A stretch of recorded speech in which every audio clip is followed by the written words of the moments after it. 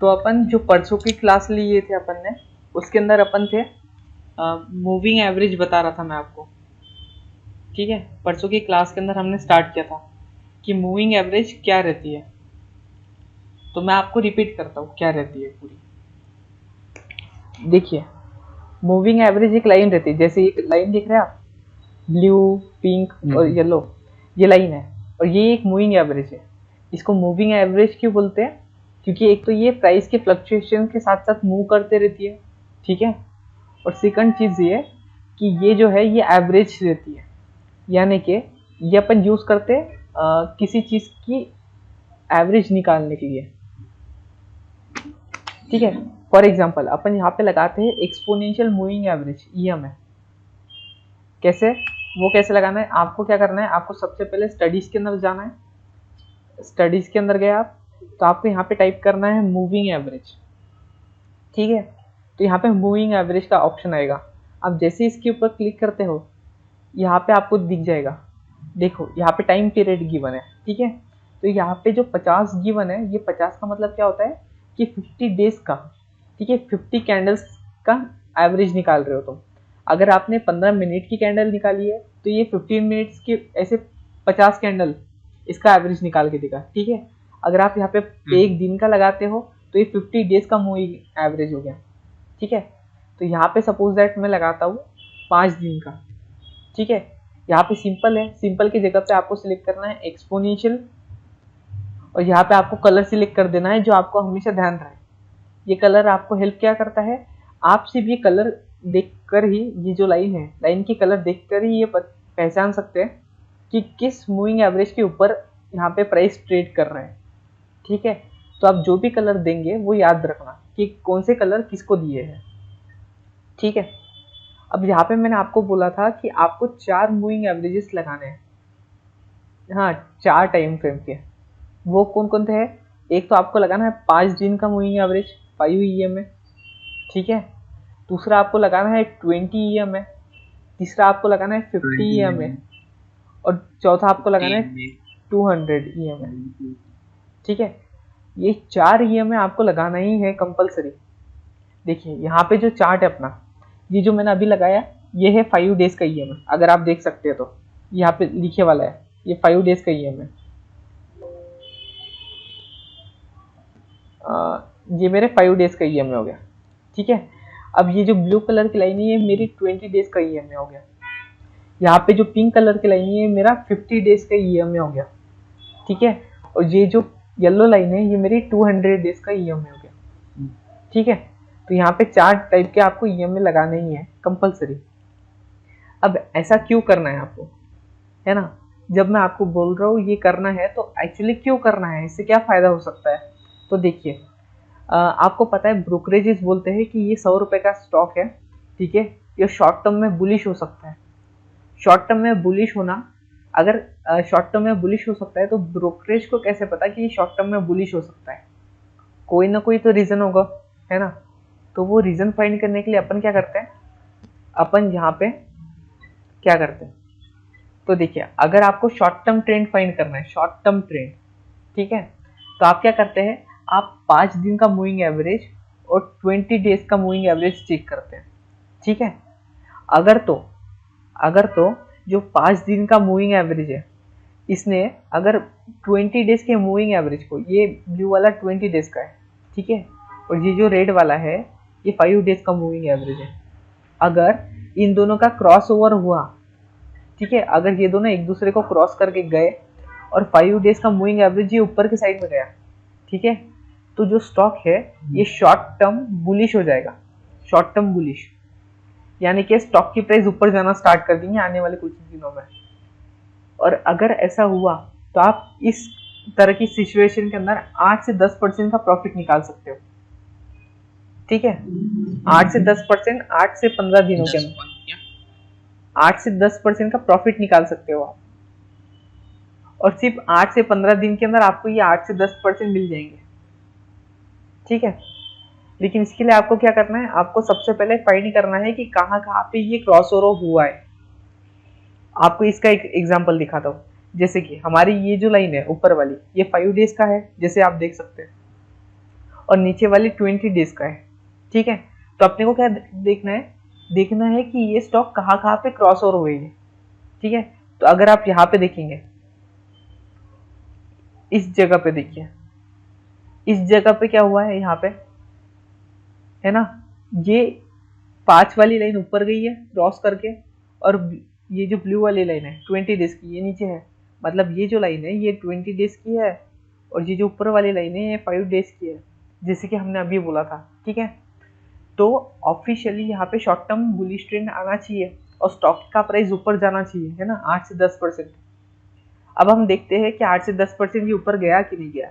देखिए, अगर मैं लेके जाऊँ यहाँ पे, तो यहाँ पे क्रॉस ओवर हुआ था, तब इसका प्राइस था 856 रुपये। ठीक है, मैं एग्जैक्ट आपको कितना परसेंट का मूवमेंट आया है वो भी बताता हूँ। देखिए, यहाँ पे जब क्रॉस ओवर हुआ था, कितने लाइन है? क्या 4 लाइन है क्या? नहीं 4 लाइन नहीं, ये 2 कलर की लाइन, एक तो ये ऊपर वाली लाइन, एक तो ये वाली लाइन। ये 5 दिन का मूविंग एवरेज है और नीचे वाला 20 डेज का मूविंग एवरेज है। इन दोनों का यहाँ पे क्रॉस ओवर हुआ, देखिए यहाँ पे एक लाइन ऊपर गई है, एक लाइन नीचे आई है। ठीक है, तो यहाँ पे क्या है, 8 से 10% का आपको प्रॉफिट होना चाहिए था। ठीक है, अपने थ्योरी के हिसाब से। अब देखते हैं हुआ कि नहीं है। देखिए, यहाँ पे प्राइस क्या था, यहाँ पे प्राइस था 855 रुपये। ठीक है, और इसने कुछ ही दिन के अंदर हाई कितने का टच किया, इसने हाई टच किया 864 रुपये का। तो इसने, अगर आप देखेंगे यहाँ पे टोटल प्रॉफिट 9%। यहाँ पे देखिए, यहाँ पे 15 मिनट्स की कैंडल है आपकी, है ना, तो यहाँ पे 8 से 10% एक दिन में तो नहीं मूव कर सकता स्टॉक, है ना। तो अगर आपको 8 से 10% चाहिए तो आपको यहाँ पे, आप देख सकते हैं फिर भी यहाँ पे स्टॉक का प्राइस ऊपर गया है, 1 से 2% ऊपर गया है। ठीक है, लेकिन अगर आप 1 डे का कैंडल स्टिक लगाए तो आपको अच्छे से दिखेगा। देखिए, 1 डे का कैंडल स्टिक लगाया, अब देखिए यहाँ पे इस सिचुएशन के अंदर देखिए, क्या आपको ये सिचुएशन दिख रही है। ठीक है, यहाँ पे क्या हुआ, 5 दिन का ऊपर था, 20 डेज का नीचे था। ठीक है, फिर ये क्रॉस ओवर हुआ, और उसके बाद क्या हुआ, 20 डेज का ऊपर आया और 5 दिन का नीचे गया। ठीक है, तो क्योंकि 5 दिन का मूविंग एवरेज ये नीचे गया है, तो इसलिए क्या है, यहाँ पे आपका प्राइस नीचे गिरना चाहिए, यानी कि यहाँ पे शॉर्ट टर्म में बियरिशनेस आई है। ठीक है, बियरिश मोमेंटम आया। ठीक है, और जैसे कि मैं बोला 8 से 10% का मूवमेंट आना चाहिए नीचे की तरफ, तो देखते अपन आया कि नहीं आया। देखिए, अगर मैं यहाँ पे क्लिक करूँ, ठीक है, और देखो कि इसका लो कितने का बना था, तो देखिए ये जो स्टॉक है इसने 33 दिनों में 14% का माइनस मूवमेंट दिया था। ठीक है, यानी कि आपको दिख रहा है यहाँ पे क्लियर कट, ये जो है अपना हेल्प कर रहा है। इसने बोला short term bullish bearish trend आएगा, तो शॉर्ट टर्म बियरिश ट्रेंड आया और स्टॉक का प्राइस नीचे गिरने लग गया।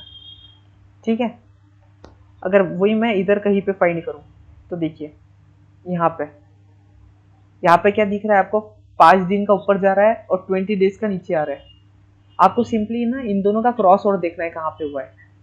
अब यहाँ पे अगर मैं नोट करूँ कि कितना प्रॉफिट आया कितना लॉस आया, तो आप तुरंत देख सकते हैं। अगर मैं तुरंत अगले 5 दिन की बात करूँ, तो यहाँ पे सिर्फ 7 दिन के अंदर 8% का प्रॉफिट हुआ। ठीक है, स्टॉक के अंदर। तो यहाँ पे अपने को दिखता है कि शॉर्ट टर्म बियरिश और बुलिश ट्रेंड कैसे आते हैं, अगर 5 दिन का और 20 डेज की क्रॉस ओवर होती है तो। क्या आपको ये बात समझ आई? थोड़ी सी आई। थोड़ी सी। ठीक है, तो इसके जैसे कि मैंने यहाँ पे कहा कि शॉर्ट टर्म क्या होता है, शॉर्ट टर्म बियरिश और बुलिश ऐसे 2 तरह के ट्रेंड रहते हैं ना। अब शॉर्ट टर्म के लिए आपको देखना है 5 दिन का मूविंग एवरेज और 20 डेज का मूविंग एवरेज। ठीक है, लेकिन अगर मैं बोलूँ कि भाई मेरे को 8 से 10% का मूवमेंट नहीं लेना है, मेरे को इससे थोड़ा बड़ा मूवमेंट चाहिए। ठीक है, तो उसके लिए हम जाते हैं दूसरी वाली इसकी तरफ, वो है मीडियम टर्म बुलिश और मीडियम टर्म बियरिशनेस। इसके अंदर क्या होता है, इसके अंदर क्या होता है, जैसे कि पहले 5 और 20 का था क्रॉस ओवर, ठीक है।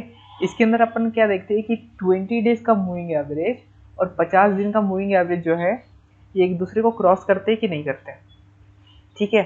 अगर तो 20 दिन का मूविंग एवरेज क्रॉस किया और 50 दिन का नीचे गया, ये 50 दिन का है, ठीक है, और ऊपर वाला 20 डेज का है, तो यहाँ पे मीडियम टर्म बुलिश ट्रेंड आएगा, यानी कि स्टॉक यहाँ पे ऊपर जा सकता है। और यहाँ पे आपको प्रॉफिट कितना हो सकता है, तो यहाँ पे आपको प्रॉफिट 15 से 20% का हो सकता है, ठीक है, 1 से 3 महीने के बीच में। अब इसका भी एग्जांपल बताता हूँ ताकि आपको और क्लियरिटी है। देखिए आप अगर मैं यहाँ पे आया, ठीक है, तो अपन देखते हैं, जैसे कि आप हाँ, यहाँ पे देख रहे हैं आप, यहाँ पे बहुत सारी कलरफुल लाइन्स है, ठीक है, बहुत सारी कलरफुल लाइन्स है। और अगर आप इस वाले पॉइंट को नोट कर रहे होंगे तो यहाँ पे क्रॉस ओवर हुआ है, ठीक है। ये जो ब्लू कलर की लाइन है ये हमारे 20 डेज की लाइन है, ठीक है, और ये जो पिंक कलर की लाइन है ऊपर ये 50 डेज की लाइन है, ठीक है। तो अपन ने क्या बोला, अपन ने बोला कि 20 डेज और इन दोनों का आपको पॉइंट ऑफ इंटरसेक्शन देखना है, कहाँ से ये दोनों क्रॉस करती है। तो आप देखिए यहाँ से ये ऐसा गया और यहाँ से इस पे क्रॉस किया ऊपर, ठीक है, और दूसरी लाइन यहाँ से पिंक वाली है ऐसे पूरी, और ये क्रॉस करके नीचे की तरफ गई, ठीक है। तो यहाँ पे 20 दिन का ऊपर गया और 50 दिन का नीचे आया, ठीक है। तो इसका मतलब क्या है, यहाँ पे स्टॉक का प्राइस बढ़ना चाहिए। ये क्या बोल रहा है कि अगले 1 से 3 महीने के अंदर अंदर स्टॉक का प्राइस 10 से 20% बढ़ना चाहिए, ठीक है, यही बात ये बोल रहा है, ठीक है। अब देखते हैं अपन कितना बढ़ा। इसके जस्ट ऊपर अगर मैं यहाँ पे रखूंगा पॉइंट, ठीक है, तो देखते कहाँ तक बढ़ा स्टॉक का प्राइस। ये देखिए स्टॉक का प्राइस 28 दिन के अंदर 18% बढ़ा, ठीक है, 28 दिनों के अंदर स्टॉक का प्राइस बढ़ा है 18%, यानी कि शॉर्ट प्रॉफिट मिल रहा है आपको, है ना। आप समझ आया आपको। सेम आपको क्या करना है, यहाँ पे एक ऐसा पॉइंट ढूंढना है जहाँ पे इन दोनों का क्रॉस ओवर हो, ठीक है। अब मैं ढूंढता हूँ सामने जाकर कहाँ पे मिलता है, तो देखिए हाँ ये वाला पॉइंट देखिए। अब यहाँ पे क्या हो रहा है, पूरा ये यहाँ से ब्लू कलर की लाइन है नीचे गई और पिंक कलर की लाइन है ऊपर गई, ठीक है, ये दिख रहा है आपको, यहाँ पे क्रॉस ओवर हुआ है, ठीक है। अब यहाँ पे क्या हुआ, जो छोटा नंबर था हमारा 20 का, ये क्रॉस करके नीचे जाता है और 50 वाला ऊपर जाता है, तो यहाँ पे बियरिशनेस बता रहा है ये, यहाँ पे स्टॉक का प्राइस नीचे गिरना चाहिए, ठीक है। और कितने परसेंट नीचे गिरना चाहिए, 10 से 20% नीचे गिरना चाहिए, है ना, 1 या 3 महीने के अंदर। तो अपन देखते हैं कितना नीचे गिरा। अगर मैं यहाँ पे क्लिक करूँ तो यहाँ से देखते हैं कितना नीचे गिरा स्टॉक का प्राइस। तो अगर मैं यहाँ पे क्लिक करूँ तो देखिए 18 दिनों के अंदर स्टॉक का प्राइस 12% नीचे गिरा, ठीक है। तो आप इस तरीके से ट्रेडिंग कर सकते हैं। ये जो ब्रोकरेज रहते हैं ना, ये ब्रोकरेज भी इसी तरह से कैलकुलेशन करता है कि स्टॉक का प्राइस नीचे जाएगा या ऊपर जाएगा, ठीक है। क्या अब आपको थोड़ा थोड़ा समझ आ रहा है।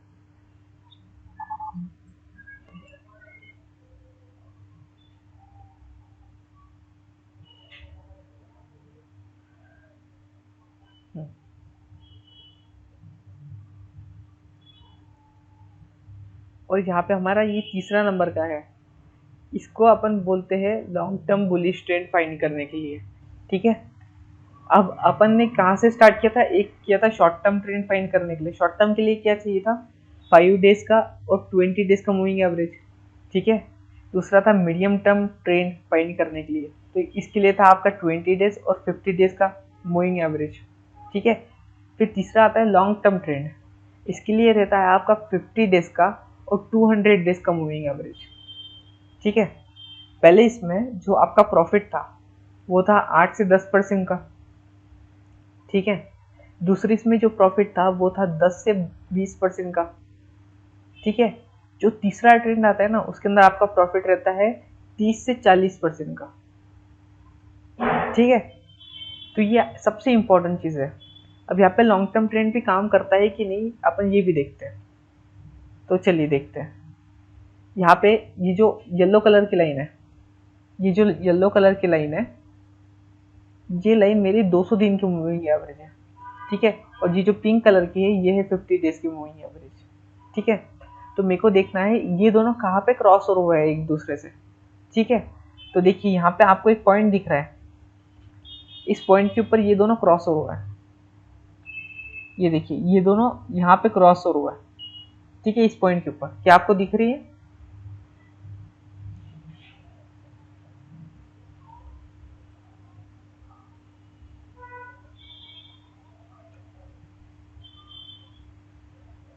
सर क्या आपको दिखा यहाँ पे क्रॉस ओवर जहाँ पे हो रहा है वो?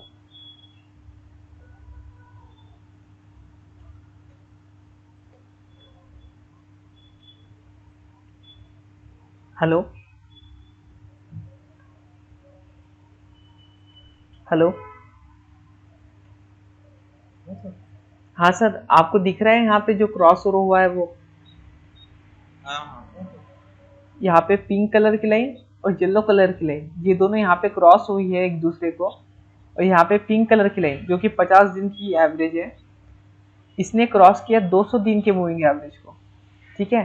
तो इसके हिसाब से क्या करना चाहिए था अपन ने यहाँ पे तुरंत ही बाय कर लेना चाहिए था, ठीक है। और अपना प्रॉफिट कितने का था? तो 30 से 40% का प्रॉफिट होना चाहिए था अपना, ठीक है। तो अपन चेक करते कि उतना प्रॉफिट आया है कि नहीं आया है। तो देखिए यहाँ से मैं चेक करता हूँ स्टॉक का प्राइस कब तक ऐसे रहता है ऊपर। देखिए पूरी जो मूवमेंट हुई है, पूरी मूवमेंट हुई है, यहाँ पे 111 बार्स बने, 111 कैंडल स्टिक बनी है, यानी कि करीबन करीबन 4 महीने लगे, ठीक है। और आपको मिले हैं 33% की रिटर्न्स, ठीक है। यानी कि जो हमने सोचा था कि 33 से मतलब 30 से 40% की रिटर्न मिल सकते हैं, वो सही में हो रहा है ना। तो जो बड़े बड़े ब्रोकरेज रहते हैं, जब वो बोलते हैं कि कोई भी स्टॉक जो है ये लॉन्ग टर्म बुलिश दिख रहा है, लॉन्ग टर्म बियरिश दिख रहा है, तो अपन ये जो है ये बात का यूज कर सकते हैं उसके अंदर, ठीक है। अगर आपको सिर्फ कितनी बात ध्यान रखनी है, आपको बस ये ध्यान रखना है कि 4 मूविंग एवरेज जो आपको लगाने हैं, 5, 20, 50 और 200, ठीक है। अब इसके बाद क्या ध्यान रखना है आपको कि अगर पहले दो 5 और 20 का क्रॉस ओवर हुआ और जो छोटा नंबर है अगर वो ऊपर जाता है तो बुलिश ट्रेंड आएगा, ठीक है। तो 5 और 20 का हुआ तो शॉर्ट टर्म बुलिश ट्रेंड आएगा, ठीक है। अगर 20 और 50 का हुआ तो मीडियम टर्म ट्रेंड आएगा, ठीक है। और 50 और 200 का हुआ तो लॉन्ग टर्म ट्रेंड आएगा, ठीक है। अब ये कब, जो अगर छोटा नंबर ऊपर जाता है लाइन कैसे पहचानने की 20 की? तो वो अपने सेट करते समय कलर लगाया ना, जैसे कि मैंने कलर लगाया यहाँ पे, ये जो लाइन है इसका येलो कलर है। नहीं अभी समझ लो, वही बात नहीं पूछ रहा मैं। फिर हेलो, हाँ बोलिए ना। तुमको कैसे पता कि 200 की लाइन है इसको? यहाँ पे अपन ने जब लगाया तब अपन ने यहाँ पे पीरियड डाले, देखिए ये यहाँ पे लगाया वाला है मैंने, अगर आप ध्यान से देखेंगे तो यहाँ पे मैंने लगाया मूविंग एवरेज लगाओ, 200 दिन का लगाओ, ईएमए लगाओ, ठीक है। दूसरा 50 दिन का ईएमए, फिर 20 दिन का ईएमए अपन ने यहाँ पे लगाते समय स्पेसिफाई किया।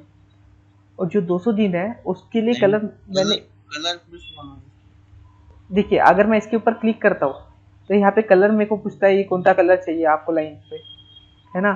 अगर मैं यहाँ पे व्हाइट कलर डाल देता हूँ तो मेरे को यहाँ पे व्हाइट कलर की लाइन मिल गई, दिख रहे हैं। तो मैंने यहाँ पे लगा दिया येलो कलर की लाइन, तो येलो लाइन मिल गई। समझ लो। अब इससे क्या होता है कि अपना ध्यान रहता है, अपन सिर्फ लाइन को देखकर ही समझ जाते हैं कि स्टॉक कहाँ पे है, ठीक है। तो अब अगर आपको पूछना है, आपको जानना है कि आपकी जो स्टॉक है वो ऊपर जा सकते हैं या नीचे आ सकते हैं, तो आप मेरे को पूछ सकते हैं, अपन जाके चेक करेंगे। यहाँ पे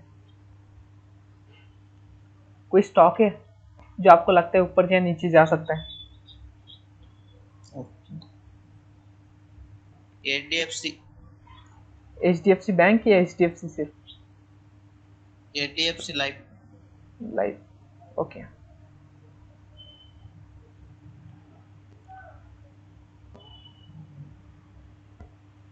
अब देखिए यहाँ पे आपको सिर्फ क्या देखना है कि क्रॉस और कहाँ कहाँ पे हुआ है, ठीक है, रिसेंटली। तो यहाँ पे एक दिन का कैंडल स्टिक लगाया, अगर आप यहाँ पे देख रहे होंगे तो यहाँ पे बहुत सारी लाइन एक दूसरे को क्रॉस करके गई है ना। तो अपन जाएंगे और यहाँ पे देखेंगे कि क्या हालत है यहाँ पे।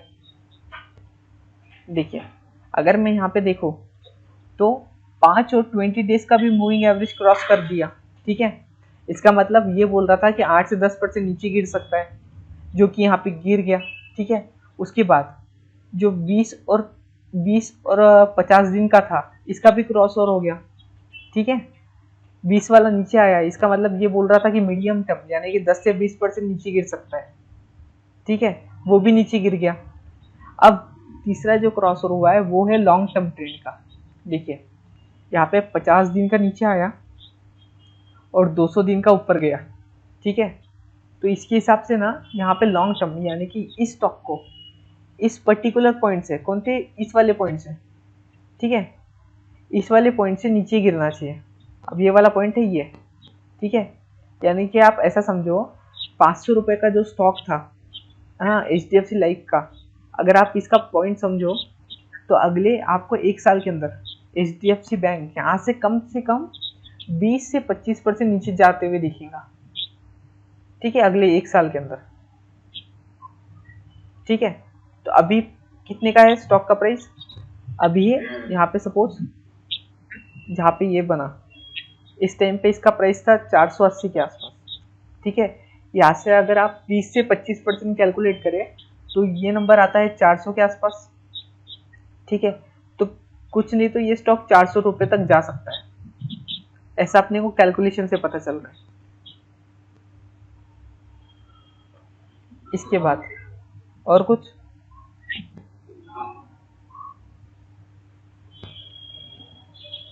ये स्क्वाड स्कॉट स्कॉट स्कॉट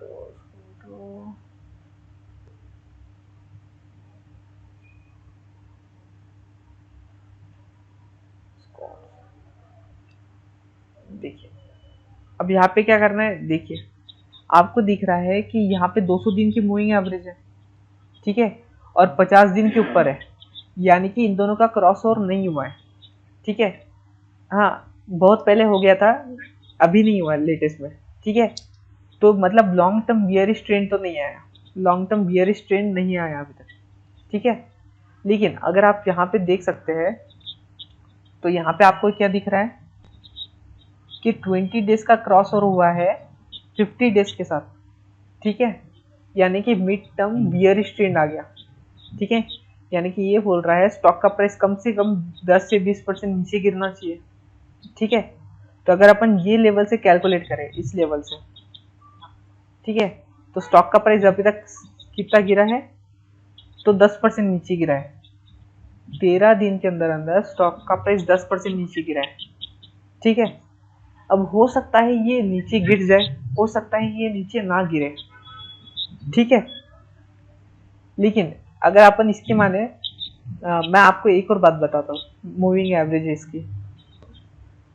आपको इतनी बात तो समझ आई कि मूविंग एवरेज जो है अपन इसके क्रॉस ओवर को देखकर long term short term trend को फाइंड कर सकते हैं, मतलब किस तरह से बिहेव करेगा स्टॉक। आपको ये बात समझ आई? जैसा क्रॉस किया होगा बाइंग होने की सर। देखिए अगर छोटा वाला नंबर जो है, अगर छोटा वाला नंबर क्रॉस करके ऊपर की तरफ जा रहा है, ठीक है, सपोज छोटा वाला नंबर 5 है, 5 छोटा है ना, तो अगर छोटा वाला नंबर क्रॉस करके ऊपर जा रहा है तो बुलिश मोमेंटम आएगा, यानी कि स्टॉक की प्राइस ऊपर जाएगी, ठीक है।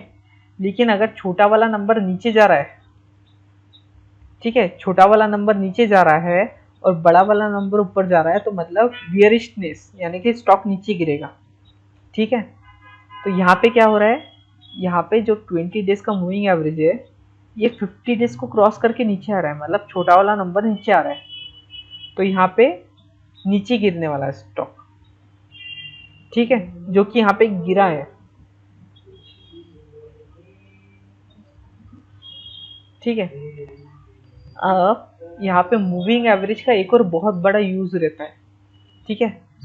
आपको मैंने 2 दिन पहले बताया था कि सपोर्ट एंड रेजिस्टेंस कैसे रहता है, ठीक है। एक रहता है एक रहता है रेंज बाउंड, ठीक है। एक रहता है ऐसा ट्रेंडिंग मार्केट के अंदर आप ऐसे ऐसे निकालते हैं, ठीक है। बियरिश के अंदर भी रहता है, ऐसे निकालते हैं, ठीक है। एक रहता है चॉपी मार्केट एकदम, ठीक है, इसके अंदर आपको कुछ भी नहीं करना रहता है। लेकिन आपको एक और तरीके से सपोर्ट एंड रेजिस्टेंस फाइंड करते आता है। वो कैसे? अगर आप ये जो मूविंग एवरेजेस है अगर ये यूज करें तो ये अगर प्राइस जो है, अगर प्राइस ये मूविंग एवरेज के ऊपर है, ठीक है, तो ये जो मूविंग एवरेज है ये इसके लिए सपोर्ट का काम करती है, ठीक है।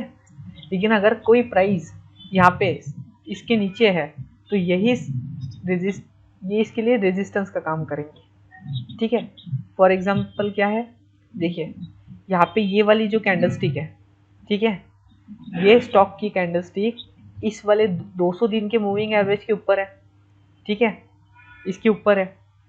तो ये 200 दिन का जो मूविंग एवरेज है ये इसके लिए एज अ सपोर्ट का काम करेगा। इतना समझ आया आपको? लेकिन ये जो कैंडलस्टिक है ये 50 डेज की मूविंग एवरेज जो है, यहाँ पे 50 डेज की मूविंग एवरेज जो है, ठीक है, इसके नीचे है। इसका मतलब ये क्या काम करेगा, इसका रेजिस्टेंस का काम करेगा, ठीक है। तो इस वाले स्टॉक के अंदर कभी भी तेजी नहीं आ सकती जब तक ये स्टॉक आइदर इसके ऊपर जाए आइदर इसके नीचे गिरे, ठीक है। तब तक ये स्टॉक ऐसे घूमते रहेगा, ऐसे ऐसे, ठीक है। क्या आपको ये बात समझ रही है?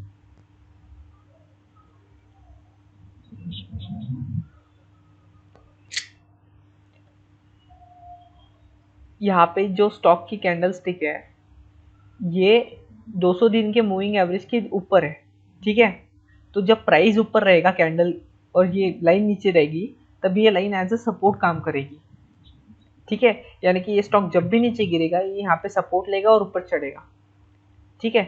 अगर फॉर एग्जांपल मैं इससे पहले लेके जाऊँ आपको, तो यहाँ पे देखिए, यहाँ पे क्या हो रहा था, इस सिचुएशन में क्या हो रहा था, ये जो पिंक कलर की लाइन थी, ये जो येलो कलर की लाइन थी, ये सब इस प्राइस के नीचे थी, है ना, प्राइस के नीचे थी ये सब लाइन। तो ये सारी लाइन इसके लिए सपोर्ट का काम करेंगी, है ना। तो इसलिए आप देख रहे होंगे जब भी ये स्टॉक ऊपर जाता था नीचे गिरता था तब यहाँ पे सपोर्ट लेता था। देखिए यहाँ पे सपोर्ट लिया इसने, यहाँ पे सपोर्ट लिया है, यहाँ पे सपोर्ट लिया, यहाँ पे सपोर्ट लिया, है ना। तो ये सपोर्ट ले रहा है यहाँ पे, देखिए इसने यहाँ पे सपोर्ट लिया, यहाँ पे पूरा सपोर्ट लिया, है ना, क्योंकि ये इसके लिए सपोर्ट का काम कर रही है। अब तो आपको दिख रहा है चार्ट के अंदर यहाँ पे ये सपोर्ट का काम कर रही है। लेकिन लेकिन लेकिन जैसे ही ये जो लाइंस है, ये जो लाइंस है, अगर ये लाइंस अपने स्टॉक के प्राइस के ऊपर चले जाती है, जैसे कि ये देखिए ये 50 डेज का मूविंग एवरेज है, ठीक है, ये जो लाइन है ये ऊपर चली गई और स्टॉक का प्राइस नीचे आ गया, ठीक है, तो ये इसके लिए रेजिस्टेंस का काम करेगी। यानी कि स्टॉक जब भी इसके पास जाएगा ये यहाँ से नीचे गिर जाएगी, ठीक है, इस तरीके से, ठीक है। तो ये बात आपको ध्यान रखनी है कि मूविंग एवरेज सबसे बेहतरीन सपोर्ट एंड रेजिस्टेंस का काम करती है। जैसे कि अभी करंटली क्या हो रहा है, करंटली अगर मैं यहाँ पे जूम करूँ तो करंटली क्या हो रहा है कि ये जो येलो कलर की लाइन है ये 200 दिन का मूविंग एवरेज है और ये इसके लिए सबसे स्ट्रॉन्ग सपोर्ट है। क्योंकि ऐसा मानते हैं अगर स्टॉक का प्राइस ये 200 दिन के मूविंग एवरेज के ऊपर है तो वो अभी भी लॉन्ग टर्म बुलिश है, ठीक है, लॉन्ग टर्म बुलिश है। और अगर 50 दिन का मूविंग एवरेज का प्राइस, ये दो सबसे इंपॉर्टेंट रहता है, एक रहता है 50 डेज, एक रहता है 200 डेज, ठीक है। जो लॉन्ग टर्म इन्वेस्टर रहते हैं उनका जो स्टॉप लॉस रहता है वो रहता है ये जो 200 दिन का रहता है ये मूविंग एवरेज के जस्ट थोड़ा सा नीचे उसका स्टॉप लॉस रहता है, ठीक है, लॉन्ग टर्म इन्वेस्टर का। और शॉर्ट टर्म इन्वेस्टर अपना स्टॉप लॉस लगाते हैं ये 50 डेज के जस्ट नीचे थोड़ा सा, ठीक है। इसके लिए मैं थोड़ा दूसरा कुछ ओपन कर लेता हूँ। फॉर एग्जांपल अगर मैं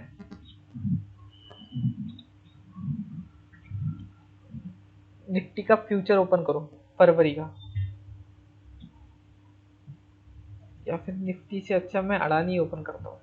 देखिए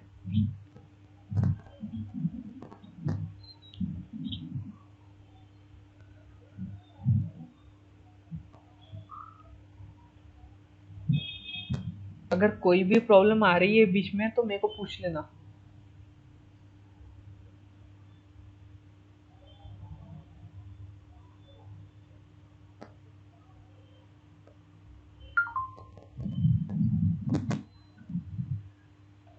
हाँ देखिए यहाँ पे मैंने लगाया है अडानी इंटरप्राइजेस का स्टॉक, ठीक है।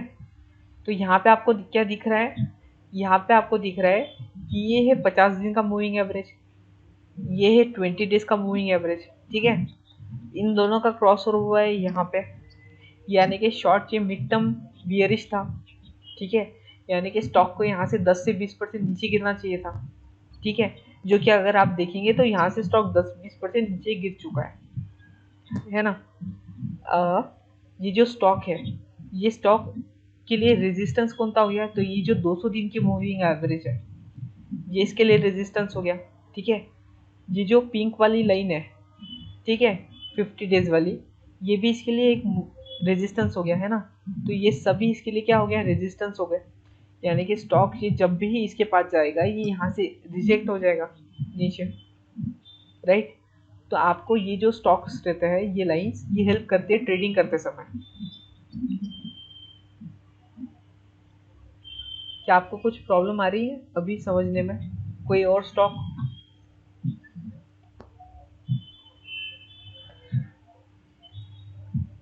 दूसरा कोई स्टॉक के ऊपर बताओ, तो आप स्टॉक का नाम बताइए मैं बताता हूँ।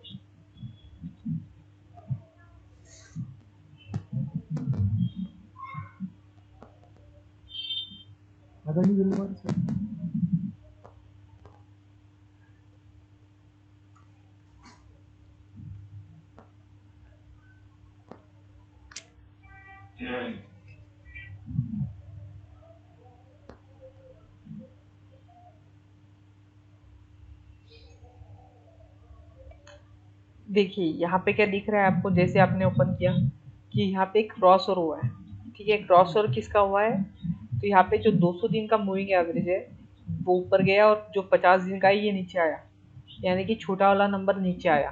तो यहाँ पे बियरिश ट्रेंड आना चाहिए क्योंकि छोटा वाला नंबर नीचे आया, ठीक है। तो यहाँ पे स्टॉक को इस वाले पॉइंट से जहाँ पे ये क्रॉस ओवर हुआ है इसके जस्ट नीचे ये जो पॉइंट है, ठीक है, इस पॉइंट से कम 30 से 40% की गिरावट करनी चाहिए। तो हम अभी देखते हैं कि 14 दिनों के अंदर 14 डेज के अंदर स्टॉक ने यहाँ पे 37% के माइनस रिटर्न दे दिए, ठीक है। यहाँ पे देखिए 14 दिन के अंदर 37% के माइनस रिटर्न दे दिए। ये जो मैं बात बता रहा हूँ आपको स्ट्रैटेजी, ये दिखने में बहुत ही सिंपल है, ठीक है। ये बहुत सिंपल है समझने में और दिखने में बहुत सिंपल है, लेकिन अगर आप इसको यूज करते हो, ठीक है, खासकर स्विंग ट्रेड करते समय तो आपको एक चीज का फायदा होगा कि आपको प्रॉफिट बहुत बड़े होंगे, ठीक है। जैसे कि आप देख सकते हैं सिर्फ 14 दिनों में 37% का माइनस। सेम चीज मैं कहीं और भी लगा सकता हूँ। फॉर एग्जाम्पल अगर मैं ये स्टॉक लो मनप्पुरम, ठीक है, इसके अंदर 1 डे की कैंडलस्टिक रखता हूँ और अपन चेक करते कि यहाँ पे लाइंस एक दूसरे को क्रॉस किस तरह से हो रही है, लॉन्ग टर्म बुलिश है या बियरिश है। तो देखिए अगर आप यहाँ पे ध्यान से देखेंगे इस स्टॉक को तो आपको क्या दिखेगा कि जो स्टॉक की प्राइस ये 200 दिन का मूविंग एवरेज था, ठीक है। स्टॉक का प्राइस पहले 200 दिन का मूविंग एवरेज यहाँ पे था, स्टॉक का प्राइस नीचे कहीं पे घूम रहा था, है ना। तो ये जो था ये इसके लिए रेजिस्टेंस का काम कर रहा था, है ना। तो स्टॉक ने इसको बड़े मार्जिन से यहाँ पे ब्रेक किया, स्टॉक ऊपर गया नीचे आया, सपोर्ट लिया यहाँ पर, ठीक है, ऊपर गया नीचे आया, यहाँ पे वापस सपोर्ट लिया, ऊपर गया नीचे आया, यहाँ पे वापस कंसोलिडेशन कर रहा है, ठीक है। यानी कि अभी स्टॉक जो है यहाँ पे सपोर्ट के आसपास घूम रहा है इसके, ठीक है। तो यहाँ से स्टॉक का नीचे गिरना मुश्किल है अभी, राइट। अब अपने को क्या देखना है यहाँ पे, अगर आप यहाँ पे देखेंगे तो आपको देखने मिलेगा कि 50 और 200 का क्रॉस ओवर हुआ है ना, और क्रॉस ओवर हो गया, 50 वाला ऊपर गया और 200 वाला नीचे आया, ठीक है, यानी कि ये स्टॉक लॉन्ग टर्म बुलिश है। यानी कि करंट रेट से अभी जो रेट शुरू है 114 रुपये का जो रेट शुरू है, यहाँ से लेकर स्टॉक ने अगले 3 से 4 महीने के अंदर 30 to 40% के रिटर्न जनरेट करके देने चाहिए थे, ठीक है। तो अब हम देख सकते हैं कि स्टॉक जैसे ही इस वाले लेवल्स को क्रैक करेगा, ठीक है, 115, 120, 125 के लेवल को जैसे ही ब्रेक करेगा, आप देखेंगे 3 से 4 महीने के अंदर स्टॉक का प्राइस यहाँ से बढ़कर 150 रुपये भी टच कर सकता है, ठीक है। इस तरीके से आपको एनालिसिस करना है। क्या आपको समझ आया मूविंग एवरेज का?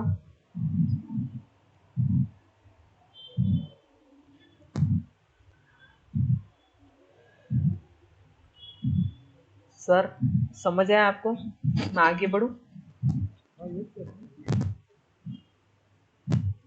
ओके। इसके बाद अपना हम इंडिकेटर का यूज करना सीखेंगे, ठीक है। बहुत ही बेसिक इंडिकेटर है स्टार्टिंग के अंदर, जो हर ट्रेडर को पता होती ही है और होने भी चाहिए। जैसे कि सबसे पहला नाम लूंगा मैं यहाँ पे RSI इंडिकेटर का, ठीक है। जो RSI इंडिकेटर है, इसका लॉन्ग फॉर्म होता है रिलेटिव स्ट्रेंथ इंडेक्स। सबसे पहले आपको इसको लगाना कैसे है, तो उसके लिए क्या करना है, आपको चार्ट ओपन कर लेना है, यहाँ पे स्टडीज के अंदर आना है। जैसे आप स्टडीज के अंदर आएंगे, आपको यहाँ पे RSI ये टाइप करना है, RSI, और इसको सिलेक्ट कर लेना है, ठीक है। तो आप नीचे के साइड में देखेंगे, आपको एक इंडिकेटर मिल जाएगा यहाँ पे, देख रहे हैं? तो ये है यहाँ पे RSI इंडिकेटर, राइट। अब ये इंडिकेटर बताता क्या है और इसको यूज किस तरह से करना चाहिए, ठीक है। तो RSI यानी कि रिलेटिव स्ट्रेंथ इंडेक्स, ठीक है।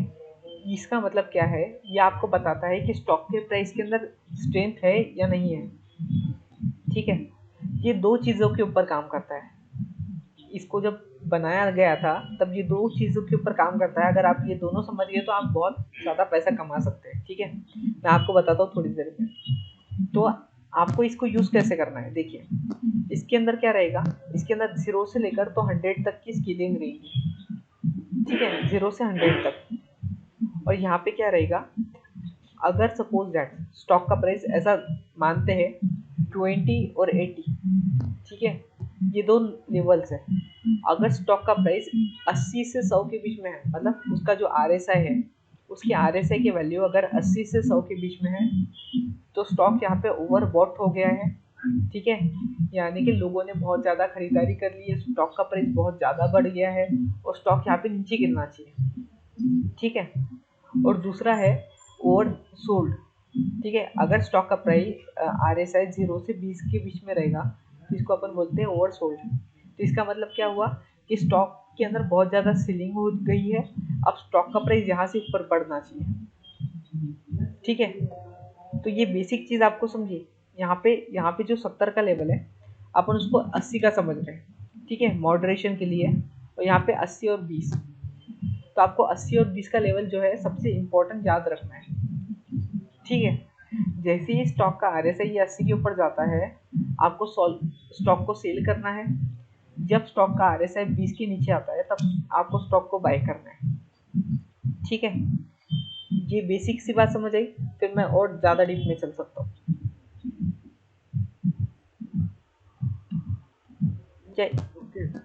ओके।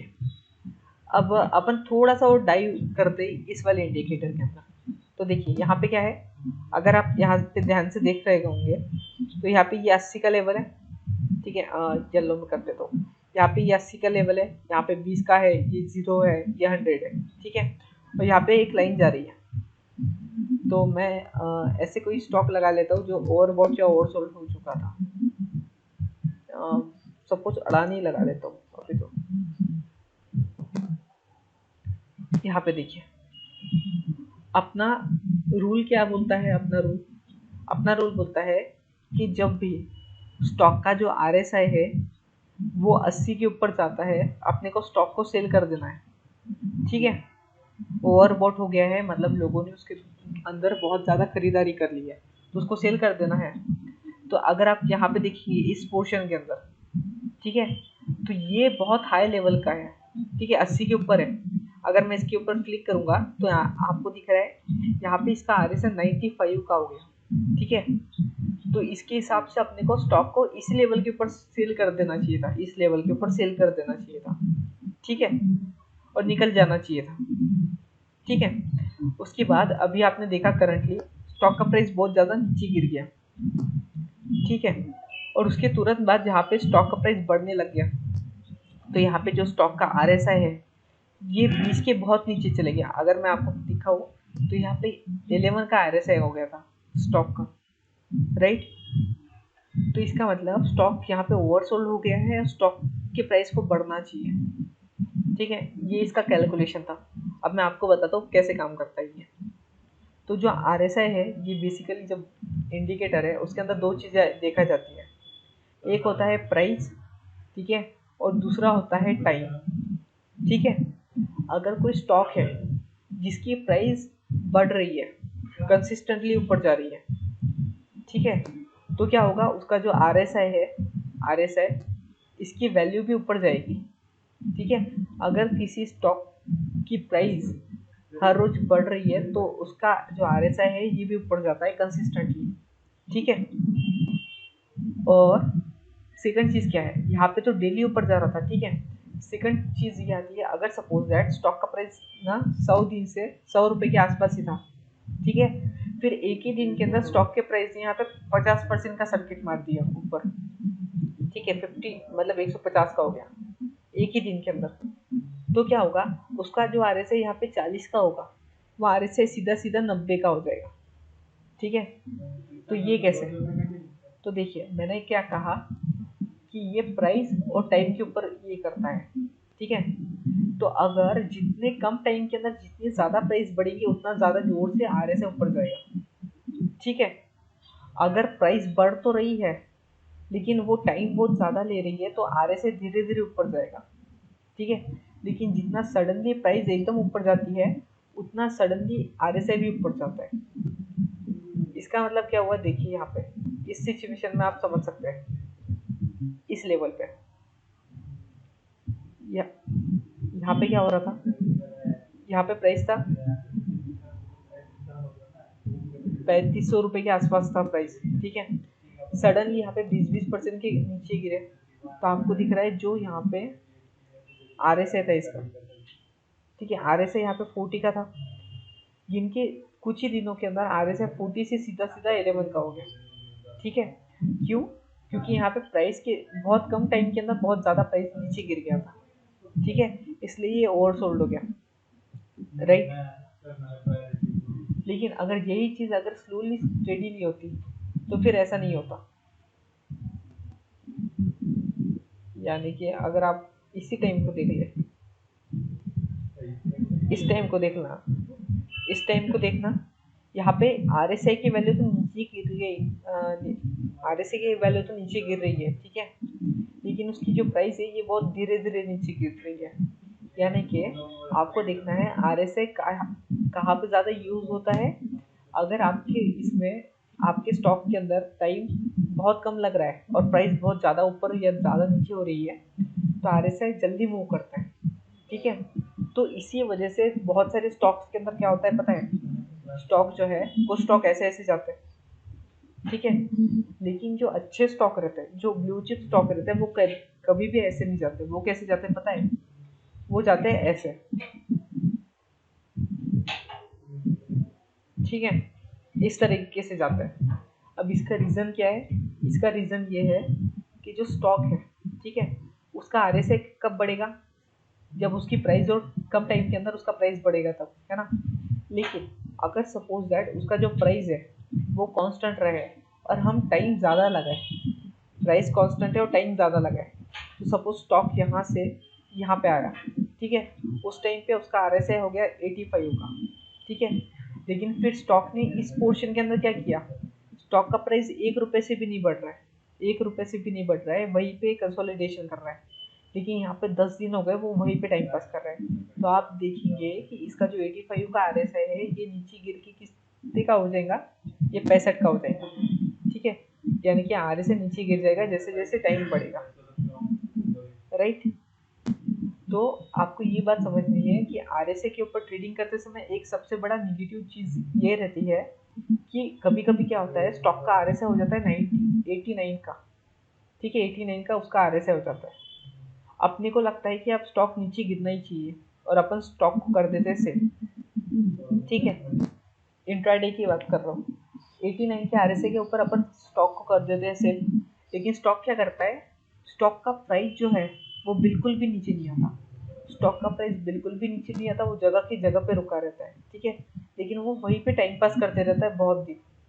तो क्या होगा, उसका जो RSI है 89 का, ये नीचे गिर के आ जाएगा 60 या 65 पे। और अल्टीमेटली जिसने लॉस किया था उसको लॉस हो जाता है, जिसने सेल किया था उसको लॉस हो जाएगा। क्या आपको समझ रहे हैं मैं क्या बता रहा हूँ?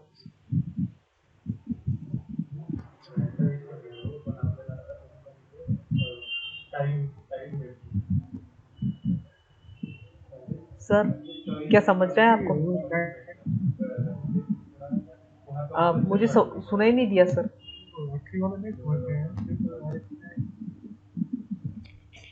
देखिए आखिरी पोर्शन का जो बताया ना, हाँ देखिए जरूर समझ में आया। मैंने जैसे कि RSI बढ़ रहा है पर टाइम टाइम के साथ नहीं बढ़ रहा है। मैं आपको बताता हूँ एक एग्जांपल से। जब स्टार्टिंग में मैंने जब ट्रेडिंग स्टार्ट किया था, ठीक है, तो उस टाइम पे क्या हुआ था, भारतीय एयरटेल का स्टॉक था। ठीक है, भारतीय एयरटेल का स्टॉक उस टाइम पे ट्रेड कर रहा था 525-550 रुपए के आसपास। ठीक है, अब उसके बाद एक न्यूज़ आती है कि भारतीय एयरटेल और अमेजोन की एक डील हो गई है ना। तो उस दिन स्टॉक ऊपर जा रहा था। ठीक है, तो स्टार्टिंग में क्या हुआ, दिन के स्टार्टिंग में स्टॉक बहुत ऊपर चले गया और यहाँ पे स्टॉक 10% ऊपर चले गया था। ठीक है, तो मेरे को और मेरे दोस्त को लगा कि भाई 10% ऊपर जाने के बाद इसका जो RSI है ये हो गया 88 का। ठीक है, और स्टॉक का प्राइस हो गया 550 रुपए का। ठीक है, तो हमने क्या किया, यहाँ पे 88 का RSI देख के हमको लगा यार ये तो ओवरबॉट जोन में है और 10% ऊपर है ना। तो हमको लगा ये स्टॉक नीचे गिर जाएगा। तो हमने क्या किया, यहाँ पे सेलिंग कर दी स्टॉक के अंदर। ठीक है, इंट्राडे की बात कर रहा हूँ। लेकिन क्या हुआ, उसके कुछ ही टाइम बाद वो स्टॉक जो है ये 550 से 590 रुपये चले गया सेम डे। ठीक है, 590 रुपये चले गया और यहाँ पे 18-19% कुछ आ रहा था पॉजिटिव। ठीक है, अब इतना ऊपर चले गया तो मेरे को और मेरे दोस्त को लगा भाई ये नीचे क्यों नहीं गिरता है।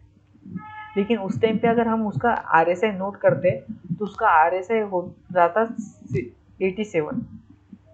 ठीक है, तो इस टाइम पे हमने क्या नोट किया कि यहाँ पे प्राइस तो ऊपर जा रहा है, 10% एक ही दिन के अंदर एक स्टॉक मूव करना बहुत एक्स्ट्रा ऑर्डिनरी बात रहती है ना।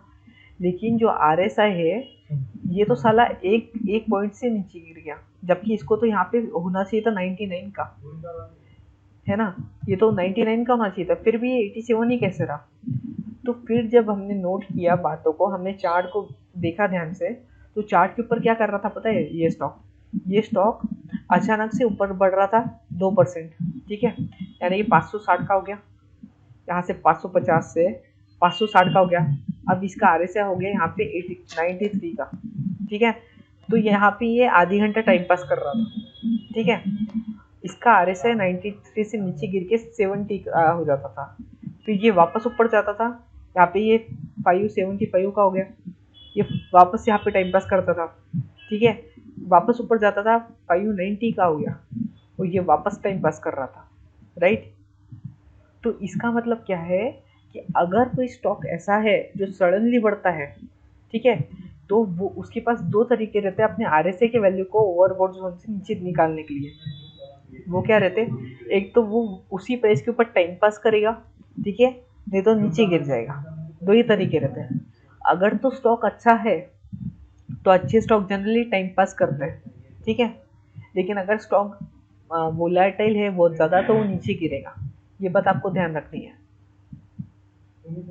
ठीक है, और यही इसकी सबसे बड़ी जो बोलते हैं निगेटिव पॉइंट है। ये क्या पॉइंट है कि अगर स्टॉक का प्राइस RSI 91 का भी हो गया तो भी अपन श्योर शॉट नहीं बोल सकते कि जो प्राइस 500 रुपये का स्टॉक का प्राइस है ये 550 रुपये नहीं जा सकता, ऐसा अपन नहीं बोल सकते। क्योंकि हो सकता है 500 का 550 हो जाए और फिर भी इसका RSI 91 का ही रहे, ठीक है, ऐसा बिल्कुल पॉसिबल है। तो स्टार्टिंग के अंदर जितने भी ट्रेडर्स आते हैं नए नए, वो सिर्फ और सिर्फ RSI इंडिकेटर का यूज़ करते हैं और इसकी यूज़ करके ट्रेडिंग करते हैं और वो इसी वजह से यहाँ पे लॉस कर देते हैं, ठीक है, इसी एक सिंगल रीज़न की वजह से।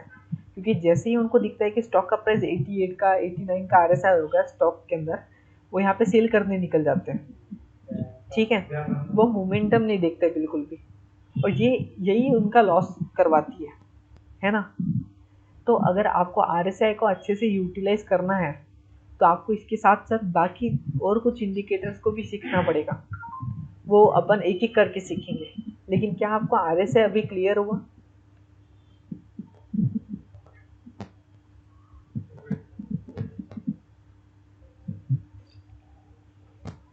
ठीक है, फॉर एग्जाम्पल अगर मैं देखूँ कि कौन सा स्टॉक सबसे ज़्यादा गिर गया, तो अभी अडानी ग्रीन आज फिर से 5% नीचे गिर गया।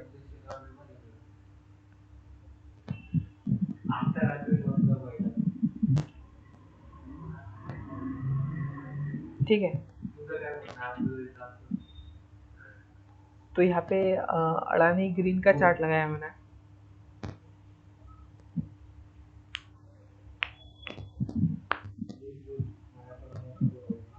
देखिए यहाँ पे क्या हो रहा है, अडानी ग्रीन के अंदर क्या हो रहा है, अगर आप इसका RSI ध्यान से देखेंगे, अगर मैं इसको थोड़ा बड़ा करूँ, ठीक है, तो आप देखेंगे इस वाले शेडेड रीजन के अंदर इसका जो RSI है ये 20 के भी नीचे आ गया और ये सिर्फ और सिर्फ 13 का हो गया, ठीक है। तो इसके हिसाब से ये अपने लिए ओवर सोल्ड हो गया।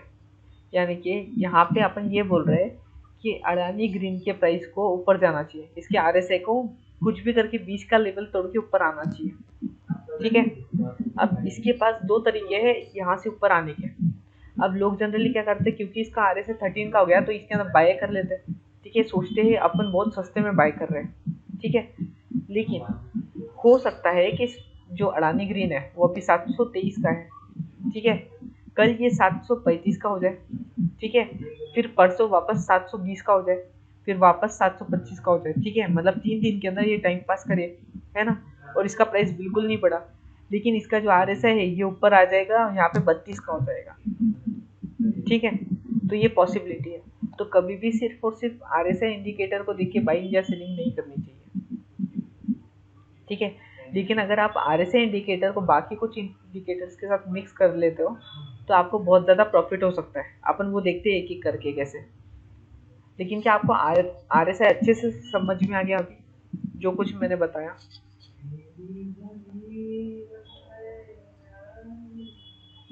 कोई सवाल है आपके? सवाल होंगे तो पूछ सकते हो आप।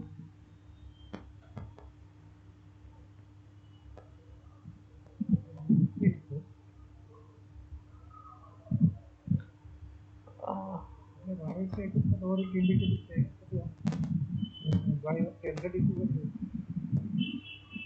है ये आवाज़ बहुत कट रही है आपकी सर।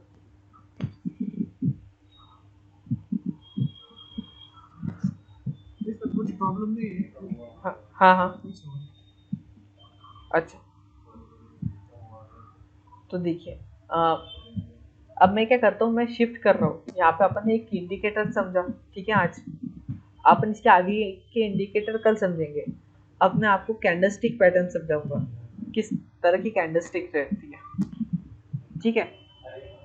तो सबसे पहले जो कैंडलस्टिक मैं आपको बताने वाला हूँ वो है मारुबुजू कैंडल,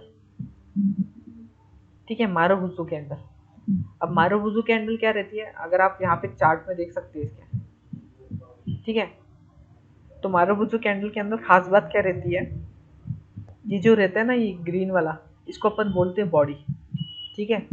और आपने देखा होगा कुछ कैंडलस्टिक के ऊपर ऐसे विक्स भी रहते हैं, विक्स या शैडो बोलते हैं उसको, ठीक है। तो जो मारुबुजू कैंडल है इसके अंदर ये विक्स बिल्कुल नहीं रहती है, विक्स बिल्कुल नहीं रहती है, इसके अंदर प्योरली बॉडी रहती है। ये दो तरीके की हो सकती है, एक तो रहती है यहाँ पे बुलिश मारुबुजो, ठीक है, ये हो गया बुलिश मारुबुजो, और दूसरी मारुबुजो रहती है यहाँ पे रेड कलर की, ठीक है, इसको बोलते हैं अपन बियरिश मारुबुजो, ठीक है। अब ये जितने भी कैंडलस्टिक आप सीखेंगे अभी, ठीक है, कैंडलस्टिक पैटर्न्स, ज़रूरी बिल्कुल नहीं है कि आपको सबके नाम याद रहे। आपको बस ये याद रहना चाहिए कि वो कैंडलस्टिक क्या रिप्रेजेंट करती है, वो क्या बताना चाह रही है, कि स्टॉक का प्राइस यहाँ से ऊपर जा सकता है या नीचे गिर सकता है, ठीक है, वो क्या बता रही है ये आपको ध्यान में रहना चाहिए। फॉर एग्जाम्पल अगर मैं बुलिश मारुबुजो की बात करूँ, ठीक है, अगर अपन इस कैंडलस्टिक के फॉर्मेशन को एक्सप्लेन करें तो क्या एक्सप्लेन कर सकता हूँ, देखिए, स्टॉक जो है वो दिन में ओपन हुआ था इस वाले प्राइस के ऊपर, ठीक है, और जब से ओपन हुआ है तब से स्टॉक के अंदर सिर्फ बाइंग हो रही है, और स्टॉक का प्राइस धीरे धीरे करके बढ़ते जा रहा है, बढ़ते जा रहा है, बढ़ते जा रहा है ना। और पूरे दिन बाइंग होने के बाद स्टॉक का प्राइस जो लेवल पे क्लोज होता है ना, वो इसका हाई था, यानी कि जहाँ पे आज स्टॉक ओपन हुआ उसी जगह पे उसने हाई बनाया, लो बनाया, ठीक है, और जहाँ पे आज स्टॉक का प्राइस क्लोज हुआ वहीं पे आज उसने हाई बनाया, ठीक है। तो इसके अंदर बन गया है मारुबुजो कैंडल। अब इससे क्या पता चलता है कि भाई आज पूरे दिन इस वाले स्टॉक के अंदर पर्टिकुलरली बहुत सारे लोगों ने खरीदारी की है, और ज़्यादातर लोग सिर्फ इंटरेस्टेड थे बाइंग करने के अंदर, ठीक है, सेलिंग के अंदर बहुत कम लोग इंटरेस्टेड थे, ठीक है। तो इसका मतलब हो सकता है फ्यूचर के अंदर स्टॉक का प्राइस ऊपर जा सके, ठीक है। अब दो तरीके रहते हैं। नंबर वन तो क्या है कि स्टॉक जो है यहाँ पे डाउन ट्रेंड में है, स्टॉक यहाँ पे डाउन ट्रेंड में है, सपोज डाउन ट्रेंड में था, ठीक है, और अचानक से क्या होता है इस वाले डाउन पॉइंट के ऊपर, डाउन ट्रेंड के अंदर यहाँ पे अचानक से बुलिश मारुबुजो बन जाती है यहाँ पे, ठीक है, बुलिश मारुबुजो बन जाती है। तो हो सकता है कि यहाँ पे आने वाले फ्यूचर के अंदर यहाँ पे प्राइस जो है यहाँ पे रिवर्सल लेके अप ट्रेंड में चल जाए। ऐसा क्यों? क्योंकि ऐसा बोलते हैं कि देखिए डाउन ट्रेंड में था स्टॉक, यानी कि सब जन यहाँ पे सेलिंग कर रहे थे, ठीक है, सबको यहाँ पे स्टॉक के अंदर सिर्फ सेलिंग कर रही थी, ठीक है। फिर अचानक से क्या होता है, एक दिन अचानक से बहुत सारे बायर आते हैं उस स्टॉक के अंदर, और वो लगातार सुबह के दिन से लेकर तो जब तक दिन खत्म नहीं होता तब तक बाइंग ही करते रहते हैं, और वो बता देते हैं सारे बियर्स को, सारे बुल्स ये सारे बियर्स को बता देते हैं कि अभी तक जो प्राइस गिर रही थी, ठीक है, इसका मतलब ये नहीं कि हम मार्केट छोड़ के भाग गए, हम मार्केट में अभी भी प्रेजेंट है और अब से हम हमारी ताकत दिखाएंगे तुमको, ठीक है। तो बुल्स यहाँ पे बता रहे हैं बियर्स को कि जो प्राइस तुम यहाँ पे गिरा रहे थे, अब ये प्राइस यहाँ से नीचे गिराना तुम्हारे बस की बात नहीं है, ठीक है, अब हम पूरी ताकत लगा देंगे और इस प्राइस को ऊपर लेके जाने की कोशिश करेंगे, ठीक है। ये रहता है उसका सिग्निफिकेंस। और जब भी बुलिश मारुबुजो डाउन ट्रेंड के एकदम बॉटम पॉइंट के ऊपर बनती है तब हो सकता है यहाँ से ट्रेंड रिवर्सल आए और स्टॉक यहाँ पे बढ़ने लग जाए, ठीक है। और इसके एग्जैक्ट अपोजिट देखिए, इसका एग्जांपल भी यहाँ पे है। यहाँ पे क्या हो रहा है, यहाँ पे बेसिकली डाउन ट्रेंड है, यहाँ पे नीचे गिर रहा है स्टॉक, ठीक है, और अचानक से ये वाली बुलिश मारुबुजो कैंडल बन गई और ये वाली भी बन गई, है ना। तो यहाँ पे डाउन ट्रेंड के अंदर अगर बुलिश मारुबुजो कैंडल बनती है डाउन के अंदर, तो वो बताती है कि यहाँ पे स्टॉक के अंदर बहुत ज़्यादा बुलिशनेस है और स्टॉक का प्राइस ऊपर जा सकता है, ठीक है। ये ट्रेंड रिवर्सल बताती है अपने को कि ट्रेंड यहाँ से रिवर्स हो सकता है, ठीक है। और इसी की अपोजिट रहती है बियरिश मारुबुजो, ठीक है। इस वाले कैंडलस्टिक में भी आप देख सकते हैं प्राइस नीचे गिर रही थी, बुलिश मारुबुजो बनी, प्राइस बढ़ने लग गई, ठीक है। जो सेकंड रहती है वो रहती है बियरिश मारुबुजो। इसके अंदर सिर्फ डिफरेंस क्या रहता है, जो स्टॉक है वो जहाँ पे ओपन होता है वही उसका दिन का हाई रहता है और वहाँ से दिन भर ये स्टॉक नीचे गिरते लग जाता है, ठीक है। और ये क्या बताता है कि भाई स्टॉक अगर सपोज अप ट्रेंड में था, ठीक है, ये अप ट्रेंड में था अभी तक स्टॉक, उसके बाद यहाँ पे एक बियरिश मारुबुजो कैंडलस्टिक बनती है, ठीक है। ये बोलती है बुल्स को कि अभी तक जो तुम प्राइस बढ़ा रहे थे अब हम आ गए और अब से प्राइस बढ़ाना इतना आसान नहीं रहेगा क्योंकि हम प्राइस गिराने की कोशिश करेंगे, ठीक है। तो यहाँ पे ट्रेंड रिवर्सल हो सकता है फ्यूचर में, अगर डाउन अप ट्रेंड के अंदर ये कैंडलस्टिक बनती है तो। इसका एग्जांपल क्या है, इसका बेस्ट एग्जांपल देगा अडानी स्टॉक्स। ठीक है, अगर आप देखेंगे तो अगर मैं इसको जूम करूँ, ठीक है, तो देखिए ये वाली कैंडलस्टिक देखना, ठीक है, ये वाली और ये वाली, ये दोनों कैंडलस्टिक देखो, ये दोनों कौन सी कैंडलस्टिक है, ये दोनों है बियरिश मारुबुजू कैंडल। ऐसा क्यों, क्योंकि इन दोनों को विक्स नहीं है, ठीक है, इस तरह की विक्स नहीं है, इसको सिर्फ बॉडी है, और ये बॉडी रेड कलर की है। और ये क्या बता रहा है कि जब से मार्केट ओपन हुआ था तब से स्टॉक के अंदर सिर्फ सेलिंग ही स्टार्ट है ना। यानी कि बियर्स बोल रहे हैं कि अभी हम जिंदा है और अभी हम इसको और नीचे गिरेंगे स्टॉक के प्राइस को, ठीक है, और इसीलिए स्टॉक का प्राइस यहाँ पे कंटिन्यूसली नीचे गिरते जा रहा है। क्या आपको समझ आया कि बियरिश और बुलिश मारुबुजू का सिग्निफिकेंस क्या रहता है? ओके, अब एक और इम्पोर्टेंट बात क्या है कि आपको कैसे पता चलेगा कि किसी स्टॉक के अंदर, किसी पर्टिकुलर स्टॉक के अंदर बियरिश मारुबुजू कैंडलस्टिक बनी है ना। क्योंकि आप ट्रेडिंग तो तभी कर पाएंगे जब आपको पता रहेगा कि उसके अंदर किस टाइप की कैंडलस्टिक बनी है। तो उसके लिए अपन क्या करते हैं, उसके लिए अपन यहाँ पे स्टॉकेज एप्लीकेशन में जाते हैं, ठीक है, 2 मिनट। यहाँ पे अपन आए स्टॉकेज में, स्टॉकेज में आने के बाद अपन यहाँ पे स्कैन सेक्शन के अंदर गए, ठीक है। हम जैसे स्कैन के अंदर जाते हैं, आप स्कैन में गए, फिर आपको यहाँ पे नीचे कैंडलस्टिक स्कैन दिखता है, आपने उसके ऊपर क्लिक किया तो यहाँ पे आप बहुत सारे ऑप्शन देखते हो, ठीक है। तो सपोज दैट यहाँ पे ये वाला ऑप्शन देखिए, ये बुलिश स्कैन, ठीक है, bullish scan, bullish continuation, bullish reversal, तो अपने को बुलिश रिवर्सल के अंदर मिलेगा, नहीं बुलिश में मिलेगा ओनली। तो बुलिश स्कैन के अंदर अगर आप देखेंगे तो यहाँ पे वाइट मारुबुजू है, ठीक है, वाइट मारुबुजू यानी कि ये ग्रीन मारुबुजू होती है, ठीक है। तो ये क्या बता रहा है कि अगर हम ये सारे स्टॉक के अंदर जाए और देखें, ठीक है, इस सारे स्टॉक के अंदर आज के दिन बुलिश मारुबुजू कैंडलस्टिक बनी है, ठीक है। जैसे कि अगर मैं वोल्टास ओपन करके देखूँ यहाँ पे तुरंत ही, तो अपने को क्या दिखेगा वोल्टास में, वोल्टास,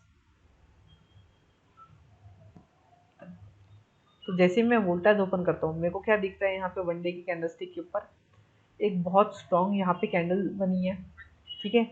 अब आप बोल सकते हैं कि यहाँ पे विक्स है, ठीक है, ये जो शैडो है ये प्रेजेंट है, तो ये एग्जैक्टली मारुबुजू कैंडलस्टिक नहीं है।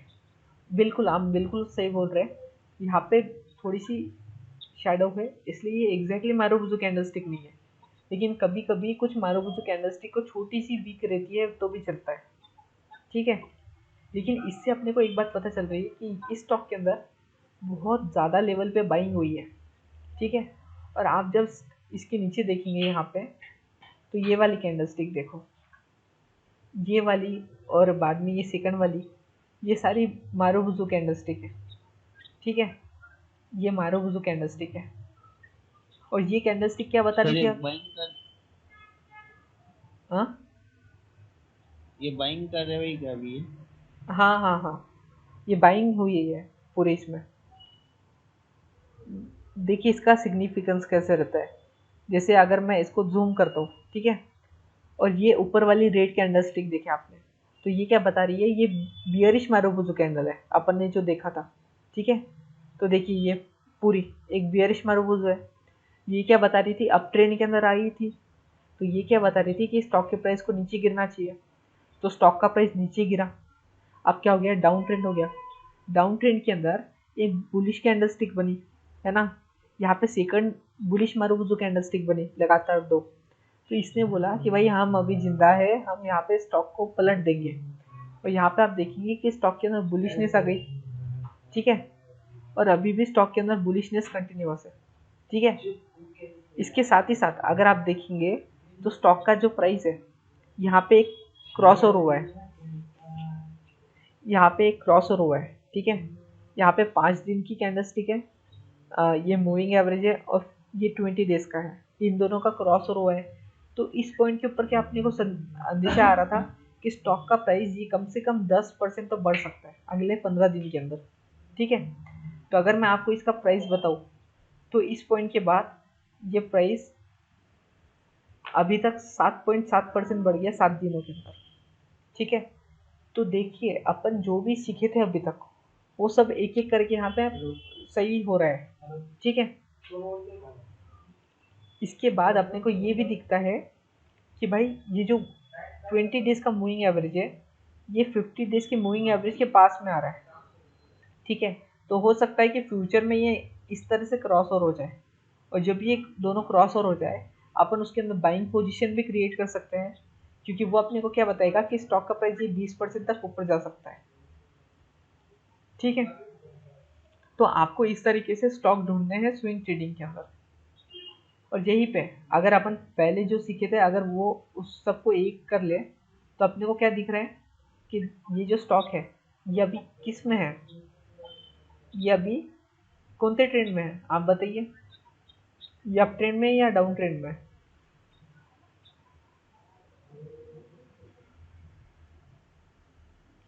Down trade. डाउन ट्रेंड में है ना। तो जब कोई भी स्टॉक ये डाउन ट्रेंड में रहता है तब अपन उसके अंदर ट्रेंड लाइन बनाते हैं, उसके अंदर सपोर्ट एंड रेजिस्टेंस फाइंड करने के लिए अपन उसके अंदर ट्रेंड लाइन बनाते हैं। कैसे बनाते हैं, तो देखिए यहाँ पे जो स्टॉक रहता है इसका हायर है पकड़ना, और सब जो ऊपर है ऊपर वाले को कनेक्ट करते हुए जस्ट एक कैंडल स्टिक बनानी है। ठीक है, अब मैंने इस तरह की कैंडल स्टिक क्यों बनाई है देखिए, मैं ड्रॉ करता हूँ। यहाँ से स्टॉक नीचे गया ऊपर गया, नीचे गया ऊपर गया, नीचे गया ऊपर गया, यहाँ पे रेजिस्टेंस का है नीचे गया ऊपर गया, रेजिस्टेंस का है नीचे गया ऊपर गया, रेजिस्टेंस का है नीचे गया। ठीक है, अब ये इसके ऊपर गया और यहाँ पे इसने आके ये ग्रीन वाली कैंडल स्टिक बनाई सपोर्ट लेकर। ठीक है, इसका सीधा मतलब क्या होता है कि ये वाली ये जो ट्रेंड लाइन है यहाँ पे इसने सपोर्ट लिया। ठीक है, तो जो ट्रेंड लाइन पहले इसके लिए रेजिस्टेंस का काम कर रही थी अब वो सपोर्ट का काम कर रही है, राइट। सेम चीज़ हमने स्टार्टिंग में बोली थी कि ये जो मूविंग एवरेजेस रहते हैं, ठीक है, ये सारी मूविंग एवरेज अगर स्टॉक का प्राइस मूविंग एवरेज के नीचे है तो वो एवरेज जैसे कि ये है ये इसके लिए रेजिस्टेंस का काम करेगी इस वाले लेवल पे क्योंकि स्टॉक का प्राइस नीचे है। ठीक है, तो आप देखेंगे जब भी प्राइस ये इसके पास गया था तब नीचे गिरा नीचे गिरा। ठीक है, लेकिन जैसे ही इसने इसको ब्रेक किया अभी देखिए अभी क्या हुआ है, यहाँ पे ये जो मूविंग एवरेज थी, ठीक है, 50 दिन की, इसको इस वाली कैंडल स्टिक ने बड़ी मार्जिन से ब्रेक किया। ठीक है, तो इसका मतलब आप देखेंगे वोल्टाज जो है जो 850 रुपए का है अभी, ये कुछ ही टाइम के अंदर 850 से 880 रुपए आराम से हो सकता है। ठीक है, 880 या 900 रुपए भी आराम से हो सकता है क्योंकि इसने अपना सबसे हार्ड रेजिस्टेंस ब्रेक कर दिया। तो अभी इसको ऊपर की तरफ कोई रेजिस्टेंस दिख नहीं रहा है। ठीक है, तो इसका सबसे पहला टारगेट क्या होने वाला है यहाँ पे इस पॉइंट से, आप ये बात नोट कर लेना मेरी, अभी 850 है। ठीक है, तो इसका जो सबसे पहला टारगेट रहने वाला है वो टारगेट होने वाला है इसका नेक्स्ट लेवल, यानी कि अगर आप यहाँ पे देखेंगे तो ये है 200 डेज का मूविंग एवरेज। ठीक है, इसका प्राइस है 915 रुपये। ठीक है, तो ये स्टॉक ट्राई करेगा कि ये 915 रुपये तक जाए कैसे भी करके, और यहीं पे मूवमेंट आएगा और इसी बीच यहाँ पे मिड टर्म बुलिश ट्रेंड आ जाएगा।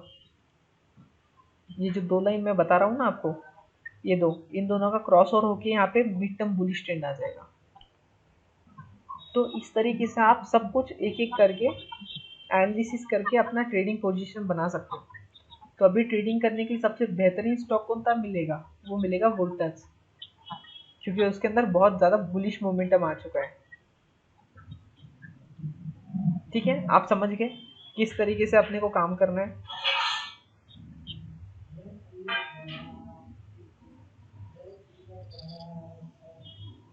आपको कोई क्वेश्चन है अभी?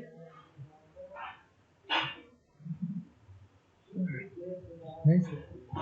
ओके, तो अपन एक काम करते हैं, आज की जो मीटिंग है इसको यहीं तक रखते हैं। फिर अपन आगे का पोर्शन कल कंटिन्यू करेंगे, ठीक है। सर एक बार खाली रिवाइज करो क्या क्या हुआ। एक मिनट। ओके, देखिए स्टार्टिंग जो हमने की थी, स्टार्टिंग किया था हमने मूविंग एवरेज के बारे में, ठीक है। तो हमने सीखा कि 5, 20, 50 और 200 ये 4 टाइप की मूविंग एवरेज रहती है। आपको ये चारों लगानी है, ठीक है। 5 और 20 का अगर क्रॉस ओवर होता है तो शॉर्ट टर्म ट्रेंड आता है, ठीक है। 20 और 50 का अगर होता है तो मिड टर्म ट्रेंड आता है। अगर 50 और 200 का होता है तो लॉन्ग टर्म ट्रेंड आता है, ठीक है। शॉर्ट टर्म ट्रेंड के अंदर हमको टारगेट रहता है 8 से 10% का, मिड टर्म ट्रेंड में रहता है 10 से 20% का टारगेट, और जो लॉन्ग टर्म ट्रेंड रहता है उसमें रहता है 20 से 40% का टारगेट, ठीक है। इसके बाद हमको एक और बात याद रखनी है कि अगर क्रॉस ओवर होने के बाद अगर जो छोटी नंबर की लाइन है, ठीक है, वो अगर ऊपर जा रही है तो बुलिश ट्रेंड आने वाला है। अगर छोटी लाइन ऊपर जाएगी तो बुलिश ट्रेंड आएगा, ठीक है। लेकिन अगर छोटी लाइन नीचे जा रही है तो बियरिश ट्रेंड आएगा, ठीक है। इसके बाद हमने देखा कि जो स्टॉक है अगर उसके ऊपर उसकी मूविंग एवरेज है, ठीक है, तो यहाँ पे ये मूविंग एवरेज उसके लिए एज अ रेजिस्टेंस काम करेगी, रेजिस्टेंस, ठीक है। लेकिन अगर स्टॉक का प्राइस ये मूविंग एवरेज के नीचे है, मतलब स्टॉक का प्राइस ये ज़्यादा है और मूविंग एवरेज नीचे है, तो ये एज अ सपोर्ट का काम करेगी, ठीक है। तो स्टॉक जब भी नीचे गिरेगा ये यहाँ पे मूविंग एवरेज पे सपोर्ट लेके ऊपर जाएगा, ठीक है। इसके बाद हमने देखा कि भाई आरएसआई नाम का एक इंडिकेटर रहता है और इस इंडिकेटर के अंदर 0 से लेकर तो 100 तक के नंबर रहते हैं, है ना। अपने को क्या ध्यान में रखना है, अपने को ध्यान रखना है। सर हाँ पूछिए। सर वो जो मूविंग एवरेज की लाइन जो बताई सपोर्ट और रेजिस्टेंस हाँ वो हाँ 200 की देखना है क्या, 200 डे हाँ, एम। वहाँ पे अपने को 50 डेज और 200 डेज ये दो देखना है ज़्यादा। ओके तो ये दोनों आपके लिए strong support and strong resistance की तरह काम करेगी, ठीक है। स्मॉल वाला सपोर्ट। अ, अगर देखिए इस वाली सिचुएशन के अंदर क्या है, इस वाली सिचुएशन के अंदर क्या है, जब तक प्राइस जो था ये 50 डेज की मूविंग एवरेज, ये 50 डेज की एवरेज थी, ठीक है। जब तक प्राइस नीचे था, ठीक है, तब तक ये 50 डेज की एवरेज इसके लिए सब रेजिस्टेंस थी, ठीक है। लेकिन अब क्या किया इसने, अभी इसके रेजिस्टेंस को ब्रेक कर दिया यहाँ पे बड़ी मार्जिन से। तो अब जो ये लाइन है इसके लिए एज ए सपोर्ट काम करेगी, और उसका नेक्स्ट रेजिस्टेंस कौन सा रहेगा, ये जो ऊपर से लाइन आ रही है ना, ये 200 दिन की, ये इसके लिए एज अ रेजिस्टेंस का काम करेगी। तो आप देखेंगे ये स्टॉक इस तक जाएगा और नीचे गिर जाएगा, ठीक है। तो अगर इसको अभी बाय करते हो 850 रुपये पे, तो आपका टारगेट होना चाहिए 915 रुपये, और जैसे 915 या 910 रुपये आए आपने यहाँ से टारगेट सेल करके एग्जिट कर लेना चाहिए, क्योंकि ये इसका रेजिस्टेंस है, ठीक है। फिर अपन ने देखा कि भाई यहाँ पे RSI रहता है, आपको यहाँ पे 80 से 100 के बीच में अगर मिल रहा है तो ये ओवर बॉट जोन है, ठीक है। यहाँ पे आपको सेलिंग करनी है, ठीक है। और अगर 20 और 0 के नीचे है तो ये एक ओवरसोल्ड जोन है, यानी कि सब जन बेच रहे हैं और आपको यहाँ पे खरीदारी करनी है, आपको यहाँ पे बाइंग करनी है, ठीक है। लेकिन आपको कभी भी सिर्फ RSI अकेले इंडिकेटर को देख के बाइंग या सेलिंग नहीं करनी है। उसका रीज़न क्या है कि RSI जो है वो टाइम के हिसाब से फ्लक्चुएट करता है। हो सकता है अगर वहाँ पे टाइम पास हो तो जो 90 का RSI है वो गिर के 70 भी आ जाए, ठीक है, लेकिन प्राइस कांस्टेंट रहेगा, तो यहाँ पे लॉस हो सकता है आपका, ठीक है। और हो सकता है कि अगर आपने 100 रुपये पे बाइंग की हो और यहाँ पे 12 का RSI हो, तो यहाँ पे 100 से ये स्टॉक 70 भी चले जाए और RSI फिर भी 13 या 14 का ही हो, ठीक है, ये भी पॉसिबिलिटी है। तो आपको कभी भी सिर्फ RSI को अकेले को देख के नहीं करना है, अपन देखेंगे आगे उसके हिसाब से आपको मिक्स करके करना है सब कुछ। अब आपको समझ में आ गया सब?